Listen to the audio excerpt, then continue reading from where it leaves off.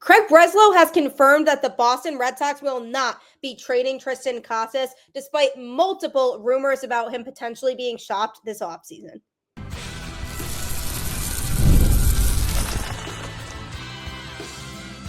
You are Locked On Red Sox, your daily Boston Red Sox podcast. Part of the Locked On Podcast Network, your team every day. Hello and welcome to Locked On Red Sox, your daily Boston Red Sox podcast, part of the Locked On Podcast Network, your team every day. I'm your host, Gabby Hurlbut, aka Maljanian, former ESPN social media associate and current host of the Boston Balling podcast as well. And I am here to bring you the latest in all things Boston Red Sox every day straight to your favorite podcast feed. And the best part is, all of it is completely free. So you really have nothing to lose but to continue to tune in because Locked On is your team every single day. Now, when it comes to the Boston Red Sox, I have had several conversations with people from Red Sox Twitter over the last week or so talking about the Red Sox offseason and how they've gone about it so far. And I understand there has been a lot of frustration, which I do get because the Red Sox still have yet to spend a crazy amount of money this year on free agents. And as much as they make it seem like this offseason is going to be different, they've heard the fans, they want to do what's best for the organization moving forward, they still haven't dished out a whole lot of money. Now, on one hand, have they absolutely improved the team 100%? I don't think anybody can look at the rotation for 2025 and say it's not better than this past year's rotation was, because it absolutely is. I mean, trading for Garrett Crochet, a guy with ace caliber potential, is huge for the Red Sox rotation.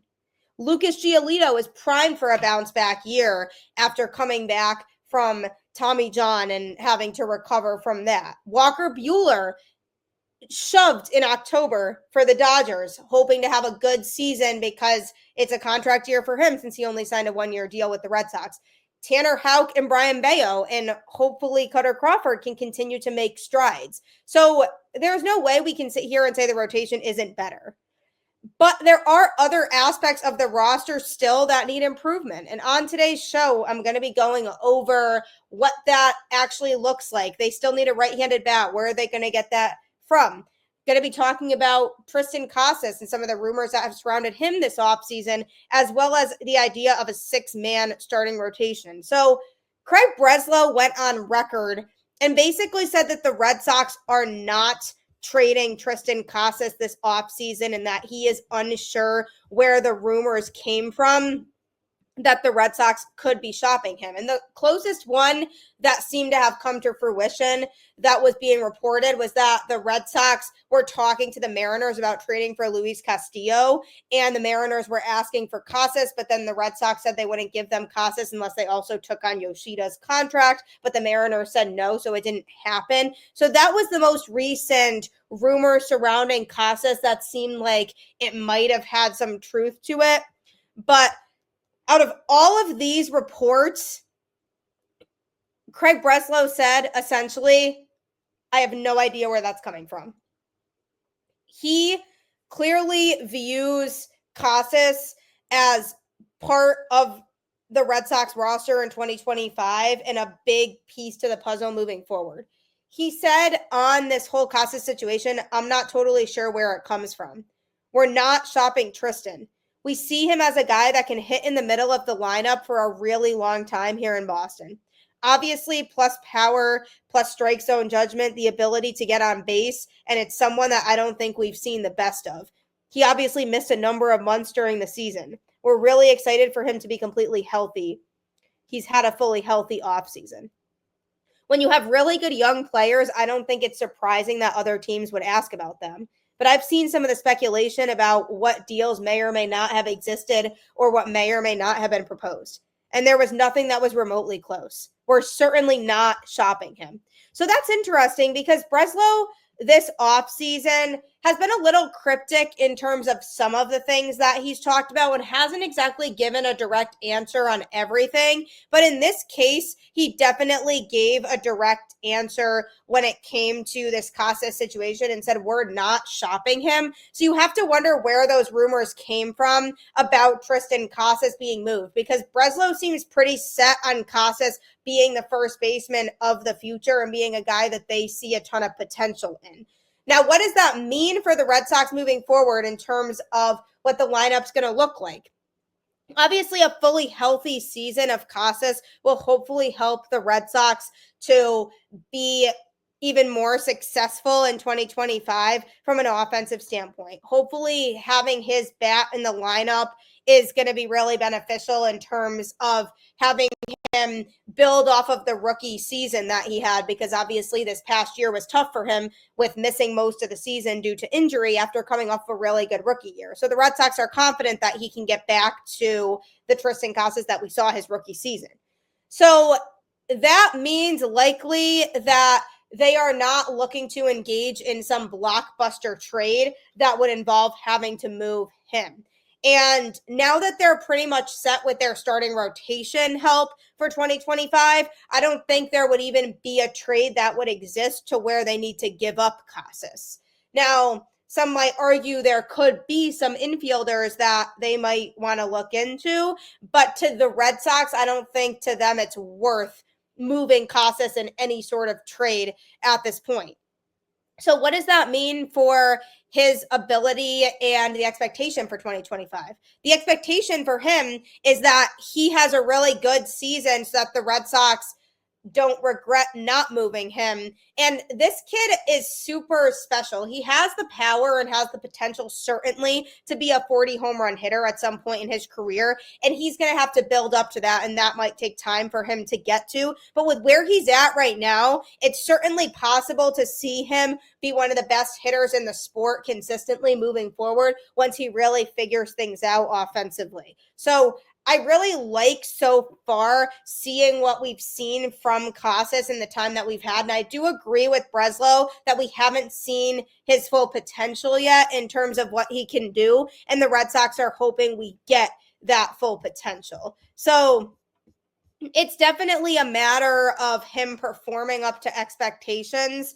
But it's interesting that Breslow shut down every rumor about Casas. Was he brought up in conversation? Possibly. And like he said, obviously, I'm sure teams asked about him with how young he is and the potential he has. But Breslow essentially said, we didn't even entertain those options.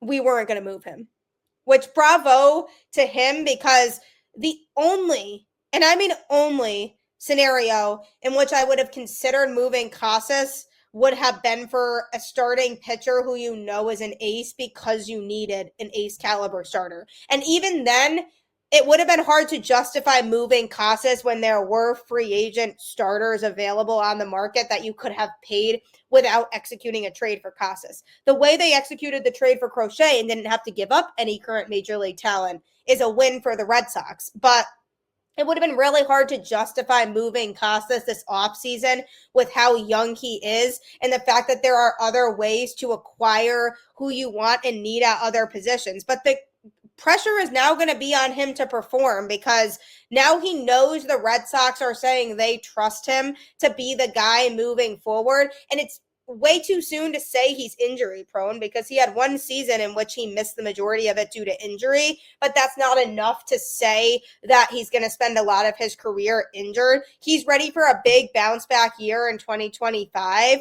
And I thought it was interesting that Breslow seemed to be on the exact same page as the fans, and he was shutting down any speculation that Casas was going to get moved, because I think in their eyes, they don't see Casas moving as worth it for any player. And unless he's the best player in the world, I don't think the Red Sox think it's worth it to move a guy who they see as a huge part of their future. So I was happy that Breslow went out there and said it, and said, look, I have no idea what anybody's talking about. He is our first baseman. He's a guy that we see as a big piece to the puzzle moving forward, and we don't plan on moving him. So I absolutely agree with that. Continue to let Casas develop in the system. have him be the first baseman that truly shines and excels to the potential that everybody in the Red Sox organization sees from him, rather than trying to trade him to compensate to fill another position when they could do that by spending some money. And that's the big thing here is, are the Red Sox going to spend money? And I'm going to be talking about that a little bit later on the show. But next, I'm going to be talking about their pitching rotation, which I touched on a little bit before. Could the Red Sox go with a 6-man starting rotation in 2025? That's coming up. Did Rocket Money help you find any subscriptions you forgot about or that you were paying for twice? That definitely happened to me. I had a few subscriptions that I didn't even realize I was still paying for. And Rocket Money made it so easy to track them all down. It's like having a personal assistant for your finances. Rocket Money is a personal finance app that helps find and cancel your unwanted subscriptions, monitors your spending, and helps lower your bills so you can grow your savings. It brings everything together in one place, whether it's subscriptions, your spending habits, or even the goals you want to hit this year. Rocket Money has over 5 million users and has saved a total of $500 million in canceled subscriptions, saving members up to $740 a year when using all of the app's premium features. For me, one of the best features is the subscription tracker. I've used it to cancel services I wasn't using anymore, and I've already saved a ton. Plus, with their goals feature, I've been able to automatically set aside money for my future. No more stressing about budgeting every month. Cancel your unwanted subscriptions and reach your financial goals faster with Rocket Money. Go to rocketmoney.com/lockedon today. That's rocketmoney.com/lockedon. rocketmoney.com/lockedon. I'm telling you, I used to get charged for things I didn't even know what I was getting charged for. And then I realized it was a subscription that I no longer needed or was using. So Rocket Money can absolutely save your life when it comes to your financial situation and making sure you're not paying for unwanted subscriptions, because it's super annoying when you discover that that's something that's happening. I've talked extensively on the show about the Red Sox and what the 2025 season is shaping out to look like for them. And one of the biggest topics of discussion has been what the starting rotation is going to look like, because now you have 6 viable starters in there between Tanner Houck, Garrett Crochet, Walker Buehler, Brian Bayo, Lucas Giolito, and Cutter Crawford. 6 starting pitchers who potentially could be part of the rotation to start the season in 2025.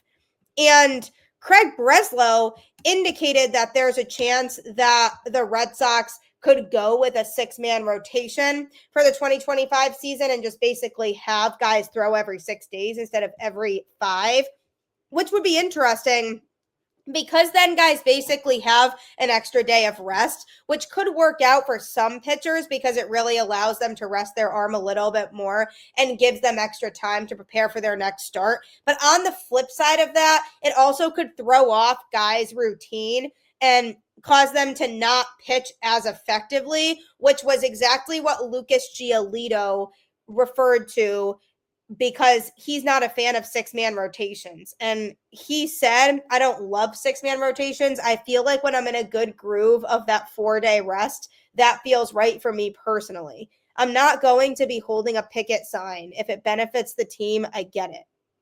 In his last season pitching in 2023, Giolito put up a 4.88 ERA and an 8-15 record with 204 strikeouts while playing for 3 different teams. Hopefully it ends up being beneficial for the Red Sox if they do this, and hopefully Giolito's able to come around to the idea, because it might actually benefit him and the team. He has a career 1.5 home runs per 9, which is pretty high. So if he gets one less start, that means less home runs given up by the Red Sox. After a season of recovery, he's back in the mix. So everybody's hoping that he bounces back and becomes a valuable pitcher to the Red Sox this upcoming season. But we knew when the Red Sox signed him that it was a risk bringing him in, because if you bring in a pitcher who has been removed from the game for an extended period of time because they are injured and they go basically a whole season without pitching, it's hard to know if they're going to be able to bounce back in that way when they come back. And that's the situation here with Giolito, is that he was put in a place where the Red Sox took a chance on him, and that's all it was. And they took a chance on him knowing he wouldn't be able to pitch the first season that he came to Boston, but that they were signing him more so that he could come back and contribute in his second season with the team, which is exactly what 2025 is. So if you look at his numbers, he has had some years where he's been lights out. Earlier on in his career, he was a completely dominant pitcher. Then he started to digress a little bit. Then he got injured, missed all of the 2024 season. So there's a big question mark surrounding Lucas Giolito and what kind of contribution he's going to give to this team. And he's determined to come in here and have a dominant season for Boston. He's determined to come out and show that he still has it. And from a mental standpoint, I really like where his head is at and making sure to let fans know, hey, I'm going to give it my all, and I'm going to give it 100% every single day that I'm out there. Which, yes, I love that mentality, and I love that he wants to do that, but who knows what his arm is going to do for him and if it's going to be able to give him the kind of consistency that he needs. So now the reason why having a six-man rotation could benefit him is because when he's still trying to get back into the groove of things, say he goes out there for his first start of the season and he doesn't pitch well, and he's really disappointed with it, and he's bummed about figuring out what he has to do next time to have a better start. Having one extra day in between starts could help him to really adjust and figure out, okay, here's what went wrong for me. So this is what I have to do in order to get back on track and pitch better next time. So mentally having that extra day could help him to feel a little bit better of, okay, I have more time to prepare and I can get myself ready for my next start. Physically, it might help him too, because if his arm is still trying to recover and he's not used to pitching that frequently, having an extra day of rest could help his arm ease back into things so that he can pitch more effectively, because if they're having him pitch every 6 days instead of every 5, his arm having more time to recover in between could allow him to stretch out his ability to be able to pitch deeper into games when he is starting and be able to pitch the whole season effectively. I see what he means about how with his arm and his routine, he might get thrown off by pitching every 6 days because he's not used to having that extra day in between. So with his prep work and his routine that he usually gets in during the season, that could be affected negatively for him. But if the Red Sox were to decide to go with a six-man rotation because they can't really decide what they want to do about Cutter Crawford, and they don't necessarily want to throw him into the bullpen because they like his stuff as a starter, so therefore they want to have all 6 of those guys start, they have to try to decide to do that when the season starts. Because they can't go in the middle of the season and say, hey, you know what? We want to add Cutter Crawford back into the rotation because we really like his stuff. So we're going to go with a 6-man rotation now. Because by doing that, then they're completely throwing off every starter's routine. And it's not giving guys the appropriate amount of time to get their pregame routine done and feel confident in the start that they're going to have. And I've talked before about Brian Bayo and how he struggles during daytime starts. And I feel like a lot of that is routine-based. His routine gets thrown off because he doesn't get as much time to prep for the start. So therefore, he doesn't pitch to the same level as he does when he pitches at night. This could be a similar situation if the Red Sox decide to implement this partway through with a 6-man rotation, because guys are then going to be in the routine and the mindset of throwing every 5 days, that if they randomly start having an extra day of rest in there, their arm's going to be like, wait a second, I was supposed to pitch today. What am I doing? So they have to make this a beginning of the season decision if that's what they want to do. Obviously, Lucas Giolito didn't say he's unwilling to do it. He just doesn't prefer it because he feels like with his routine, he's better off not doing that and feels like he would pitch more effectively if they don't do it. But ultimately, he said he'll do whatever the team needs him to do. And for him, if he thinks about it, he wants to put himself in the best position to succeed in 2025. And it's natural for him to feel like he doesn't really want to step too far out of his comfort zone and risk not having as effective of a season. He doesn't want to risk going out there and doing something that could completely throw off his game when the pressure's on him a lot to pitch well. So I do understand him being vocal in particular about not wanting the 6-man rotation. But if the Red Sox do decide to experiment with it, he's going to still go out there and he's still going to give 100% every day. And he's still going to give the Red Sox his best no matter what. And I would be curious to see what the other starting pitchers think about it and if they feel like it's best. I mean, take a guy like Tanner Houck, for example, who got stretched out in 2024 and threw a lot more innings than he had been used to in his career. And towards the end of the season, we could see that his arm was getting a little bit fatigued because he wasn't used to throwing that many innings. What happens if he got less starts because he was throwing every 6 days instead of every 5? So then if he pitched into the 6th or 7th inning, he could pitch a lot more effectively and we could see more of the first half Tanner Houck numbers that we saw in 2024 as opposed to the second half numbers when he started to struggle and fall off a little bit. If he's resting an extra day in between starts, he could probably get an effective 6 to 7 innings out of him every start, or at least the majority of them, as opposed to starting to struggle when he gets to that deep in the game. Same thing could be said about Cutter Crawford. That's why I don't hate the idea of the Red Sox experimenting with that 6-man rotation, because not only would it give the guys an extra day of rest, but also because they're getting that extra day of rest, it also could give the bullpen more rest and not feeling like they have to be overworked like we saw in 2024, because if each starter has an extra day of rest, the chances of them pitching deeper into the game when they're out there is a lot more likely, which means that the bullpen wouldn't have to be called upon to pitch half the game like they did in 2024 when we saw these guys start to get exhausted out of the pen and the same guys going out there over and over again and not being able to be as effective. So I don't hate the idea of the 6-man rotation. Just make that decision sooner rather than later, so that way the guys could start to prepare for that and be ready for when it comes on opening day and they're not surprised that the Red Sox are just throwing this 6-man rotation at them. So try it. If it doesn't work, move somebody to the pen and go back to a 5-man rotation. But I don't hate the idea of trying it out just to give these guys the opportunity to really showcase what they can do on an extra day's rest. So we'll see what happens with the pitching staff. And coming up, the Red Sox do need to make a move for a right-handed bat. How are they going to acquire that? That's all being discussed. Don't forget, you can check out Locked On Red Sox as well as other shows throughout the network. Wherever you get your podcasts, Locked On is a huge network and has a show for every major sports team, as well as branches into the college scene too.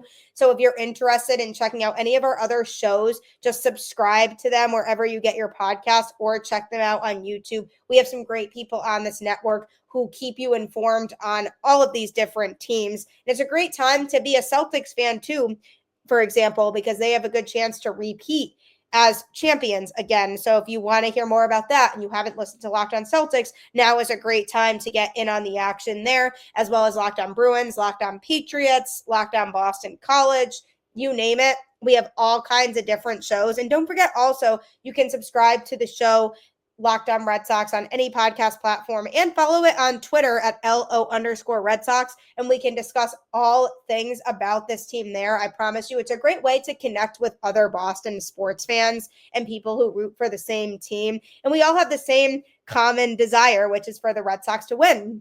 So if you're looking for people to vent to or just people to be excited with after a win, join Red Sox Twitter for sure if you're not on it already, and follow Locked On Red Sox, because you can meet tons of other people who are commenting on the tweets or are looking to start conversation about the team. So don't forget to pull out your phone after you listen to this and subscribe to any of those shows. The Red Sox seem to have solidified their starting pitching rotation for 2025, which is great. That was a huge area of need that the Red Sox had to address going into this offseason, was the starting rotation and what that was going to look like. And now they are presumably done addressing the rotation. So the question now becomes, what's next? They need a right-handed bat still. Where are they going to get that right-handed bat? that remains a mystery because Alex Bregman is a name who is still on the market. Teoscar Hernandez was a big name, but he went back to the Dodgers. So now Alex Bregman is kind of the biggest offensive name still available on the board. And the Red Sox, as a front office, had mixed feelings about him. You had Sam Kennedy and Alex Cora, who really wanted to bring in Alex Bregman. Then you had Craig Breslow and some others around the Red Sox organization that were skeptical about bringing Bregman in. Now, here's where the skepticism comes in. Nobody can deny that Alex Bregman would be a great veteran leader to have with this Red Sox team. His numbers at Fenway don't lie. He's always put up good offensive numbers there. But the thing is, he's probably going to be demanding like 6 or 7 years for wherever he does sign. And with the Red Sox bright young future with guys like Marcelo Meyer and Christian Campbell coming up, they might not see it as a logical move to bring in Bregman, because if they bring in Bregman, that means they're either moving Devers off of third base and having him play there and moving Devers to DH and then figuring out what to do with Yoshida, or they're having Bregman play second base and kind of roadblocking Christian Campbell until he gets his opportunity to get called up. And then in that case, what do they do then? They have this big Bregman contract. They're not going to put him on the bench if they're signing him to all this money. So I could see the Red Sox being hesitant to bring in Bregman because of that, because they don't think it would make sense to commit to him in a longer term capacity. Breslow also talked about the infield situation and Rafael Devers, and he did say that Rafael Devers is their third baseman right now. He came out and said, Rafi is our third baseman. He's having a really productive offseason. Saw him a couple of weeks ago. Looks great, feels great. We're really optimistic about what we're going to get out of him. He's talked about coming to Fort Myers early this year and really focusing on getting himself ready to have a great season. With that said, we'll be open-minded and we'll be creative in terms of how we put together the best roster. But as things stand right now, Rafi is our third baseman. So he didn't say we're definitely moving Devers off of third base, but he also didn't say no to that either. He kind of said as of right now, he's our third baseman, but he didn't say that we're never going to move him off of third and we're not even entertaining another idea. It just sounds like if they were to go into opening day with this roster, he would be the third baseman, but that doesn't necessarily mean that they will go into opening day with this roster. Here's why I think the Red Sox could be more in on trading for Nolan Arenado than signing Alex Bregman. Arenado's a great defender. There's no denying that. He only has 3 years left on his contract. He's going to be an unrestricted free agent in 2028. So for the Red Sox, they wouldn't have to commit to as much time or years with him as they would for Alex Bregman. And he could serve as a great bridge infielder until guys like Meyer and Campbell are both up in the majors and are established, and the Red Sox don't really need Arenado anymore. Now, on the flip side of that, if they bring in Arenado, I don't think he's as mobile or flexible in terms of where he could play than Alex Bregman is. And the chances of him not playing third base, I think, are a lot more slim. He did say he's open to it, but I don't know if the Red Sox would want to switch positions for him, in which case then he's looking at playing third base. Then where do you put Devers? Again, then they do have to reevaluate and say, okay, maybe we move Devers to DH and that's fine. And then we play Arenado at third, and that is what it is. And in the Red Sox view, maybe they think that makes sense because they do need that right-handed power bat in the lineup, which is something that Arenado can provide. The only thing about him is that he is kind of on the downswing now of his career, and that's something that I would be a little bit concerned about. And something to look out for is that his numbers could decline, but he is a right-handed bat that could help balance out the Red Sox lineup significantly and help solve a need there. But if he is declining and the Red Sox only have him for a few years because they have a bright future in the infield, wouldn't it not be as bad for them to bring him in, deal with him being here for a few years? And if he declines in the last couple of years, like, okay, fine, it's not a long-term situation with him anyway. So that's why I feel like he could be an option for the Red Sox in terms of getting that right-handed bat. The Cardinals did tweet out a cryptic thing about Nolan Arenado recently, or at least people are assuming it has to do with Nolan Arenado, saying that the streets were talking. So people felt like maybe they were in deep talks with teams about a trade. Do I love the idea of Nolan Arenado? No. Would I prefer Alex Bregman 100%?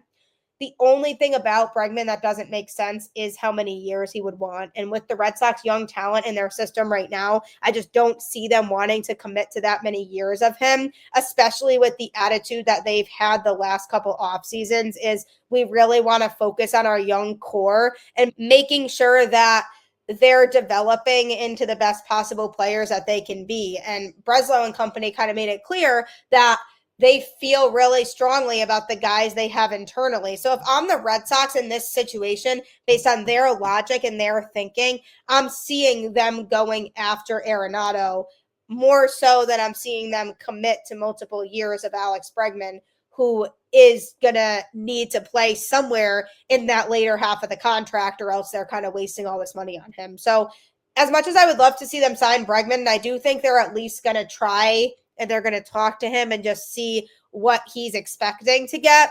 I don't really see them pulling the trigger on that because I think in the Red Sox mind, they don't think it really makes sense for them to commit to a guy like that who knows how well desired of a player he is and is going to utilize that to his advantage. Whereas I think the Red Sox would trade for somebody like Nolan Arenado, depending on the asking price, of course. They're not going to give up Casas for him, obviously.